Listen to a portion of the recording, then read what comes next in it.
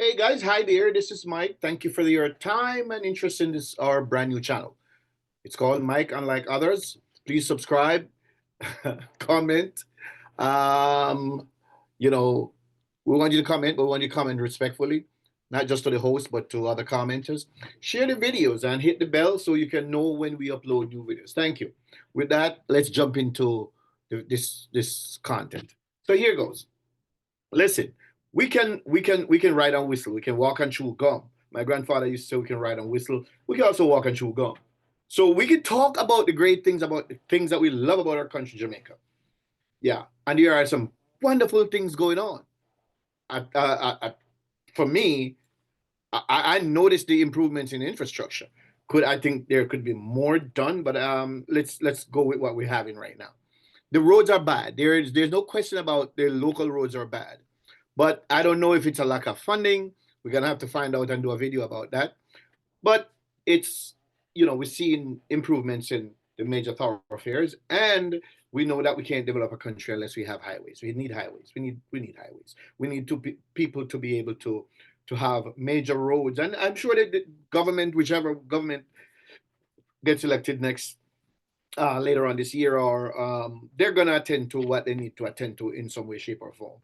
But it takes time. We're not a very rich country in terms of the government doesn't have the money to do all the things that you'd like to do. So because the tax base is not fully established, and the number one thing that I always talk about that is affecting our country is crime.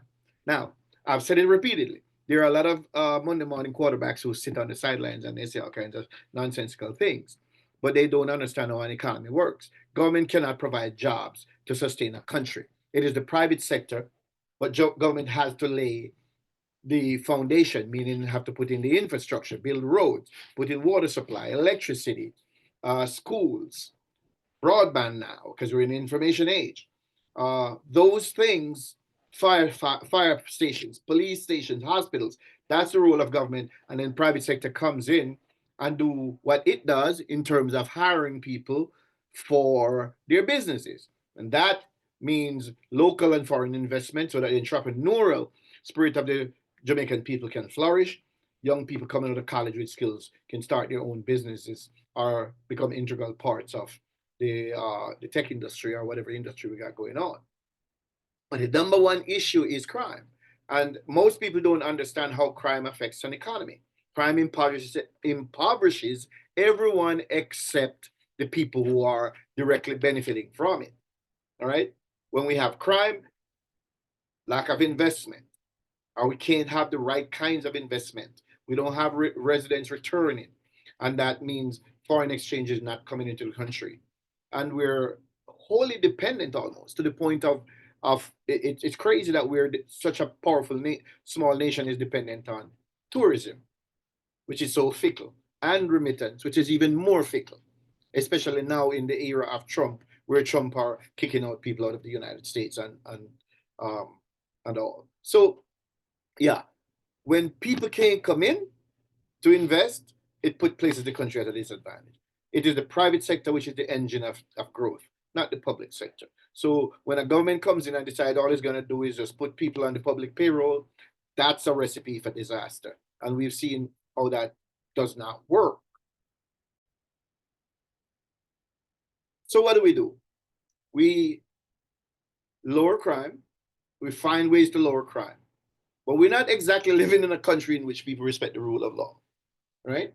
We live in a country where the laws are geared towards criminals in a lot of ways, and far too many who should know better sit down and chat about what the police are doing wrong instead of supporting the police and demonizing the villains who are out robbing, extorting, murdering people. That's what we need to talk about. But there's always been a group of loggerheads in our country. There's always been a group of loggerheads in our country whose only aim is to pontificate, to sit down and pontificate. Years ago, they used to talk about how dumb the police force was when I was a young cop. They talk about how the police force was dumb. They couldn't even piece two sentences together. And most of those people came out of the intellectual ghetto at the University of the West Indies. They used to talk about how the cops are dumb, they can't piece together because they were speaking patois. Ha! Now the same people from that same ghetto institution is telling people now that patois is this big thing and it should become a national language in Jamaica. The fucking irony. Yeah. So this is what we're dealing with.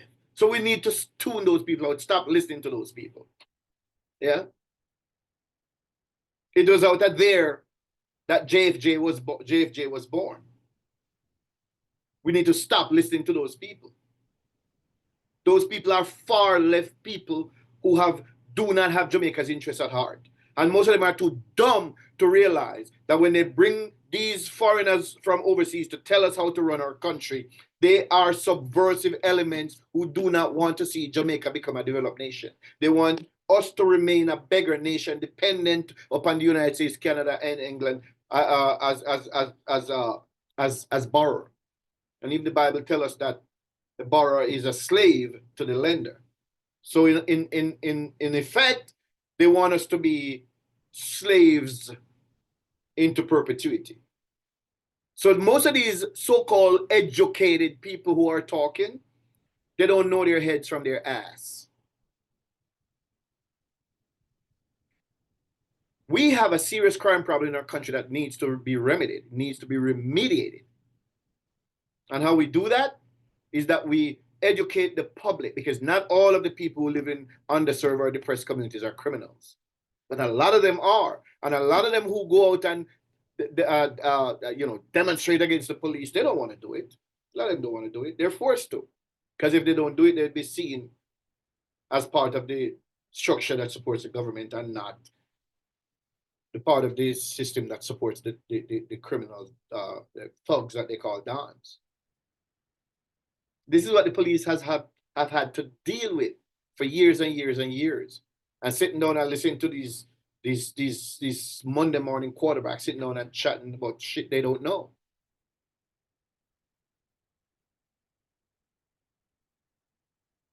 Just recently we saw yesterday, matter of fact, just yesterday, where a member of the JDF is alleged, according to the police, to have engaged in criminal activity, was engaged in criminal activity, got himself killed, and before he died, he rammed the car he was driving with his cohort into the motorcycle that had two assailants on it. Well, thankfully, those two are gone. They won't be around anymore. Well, the soldier, he passed, and the police are now onto them. I'll let Michael Phipps talk about it. Suggest attended a popular located in the marketplace along Johnson Spring Road. In the club,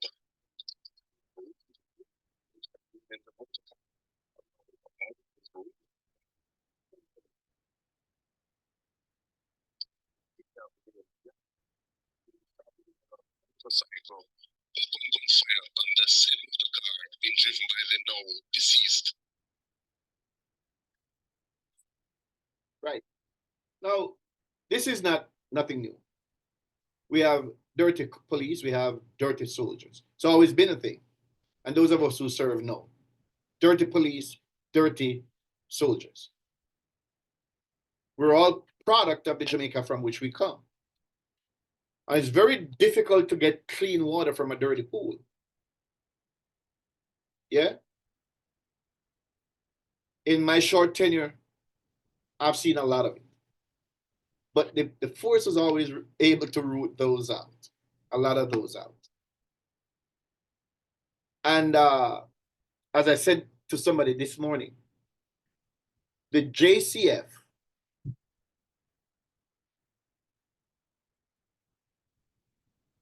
and the JDF, because the JDF is now working alongside the police department, literally on these measures, and has been on these crime suppressive measures.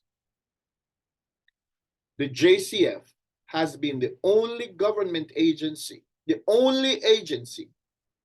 I want you to listen to me, Jamaica Constabulary Force is the only agency that stands between the thugs and law-abiding Jamaicans. Let me put it another way. The JCF has been the bulwark between anarchy and the rule of law in Jamaica. Yet still, what we hear are people sitting down and criticizing the police force, asking for a courtesy corps that doesn't do anything, that goes out and grin and smile. Well, I say to the police, don't do that. Don't grin and smile because your life is on the line every time that you step out there. It doesn't mean you're discourteous. Be as courteous as you want to be, but don't grin and smile as some of these idiots who sit around and talk about the police want you to do. Do not be a courtesy corps. Go out and do your job. Enforce the laws. Even though we know that the courts are not on your side. Many of the so-called judges are not into enforcing the laws. They see themselves as social workers. Do your job. So we have even members of the security forces involved in this rampant criminality, being parts of gangs. And oh, what a way to be outed. What a way to be outed. So this soldier is not content. He's not content with his salary. He's engaged in criminal conduct. Let's listen to a little bit more of Michael Phipps.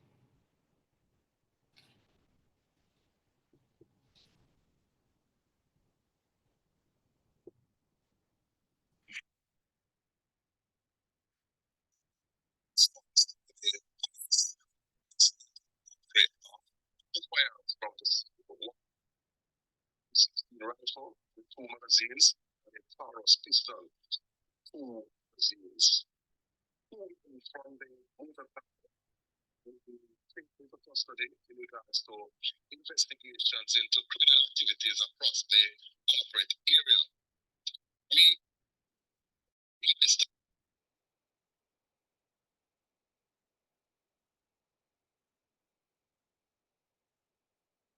When you hear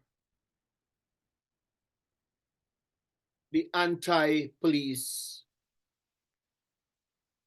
reactionaries and at Indicom opening their mouths to blab about shootings, understand the context in which these shootings occur.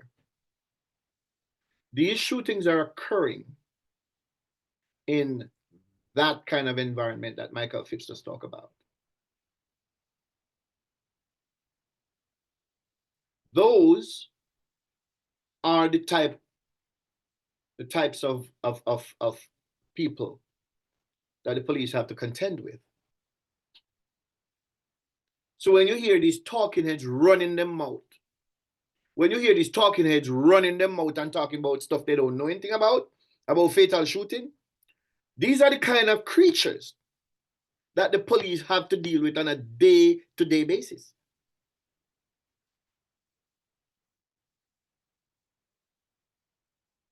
How do you handle them? When they ride up on motorcycle and open fire in a car. Now, albeit it's gang warfare, but they don't care. This is how they treat the people they want to exterminate. What is the police to do with them when you hear these nincompoops running their mouths, talking about fatal shooting? What is the police supposed to do? You think these thugs are going to turn themselves in? You think they're going to surrender and drop their guns when they see the police approaching? No.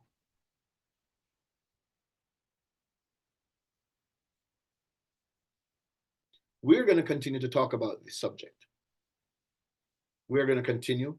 We're not going to stop because we need a change in Jamaica. We need to return Jamaica to a place where people can live and work and raise their children.